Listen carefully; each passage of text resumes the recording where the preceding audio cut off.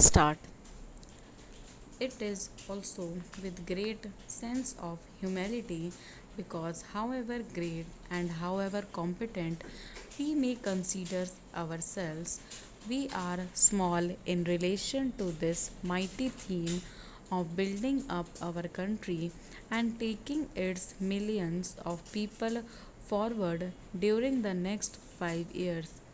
These 5 years are only some kind of a period that we fix for our convenience because there are no isolated periods in the march of a nation.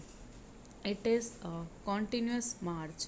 We must really think in terms of even longer periods and in terms of several 5 year plans.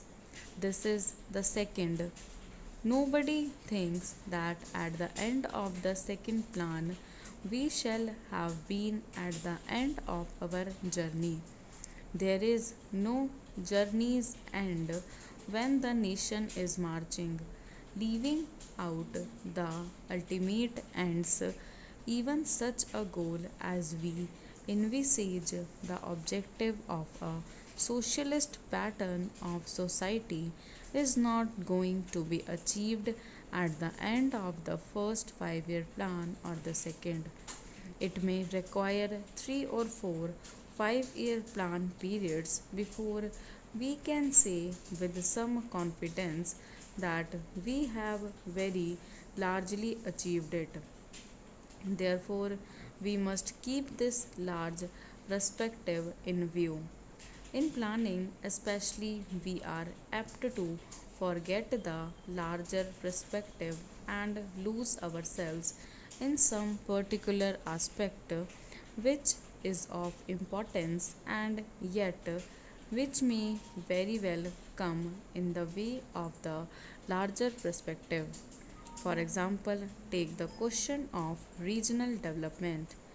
We are all agreed that there should be a uniform development all over India. We are all agreed that disparities not only as between individuals in regard to income but as between the various areas in India should be removed, that there should be equality of growth and opportunity all over India. But if we start applying that principle regardless of their other objectives and perspectives, we may spoil the whole plan. We may not have very much to give to any region. Therefore, in looking at the 5 year plan, we have to think really of several 5 year plans. That is why it is becoming more and more important that we should, in addition to the period we are dealing with, have a longer perspective in view. The second 5 year plan necessarily deals with what might be called material objectives. They are very important because it is on the basis of certain material achievements that we can build other achievements. The plan deals to some extent, no doubt, with culture and like matters. Nevertheless, it confines itself chiefly to material advance.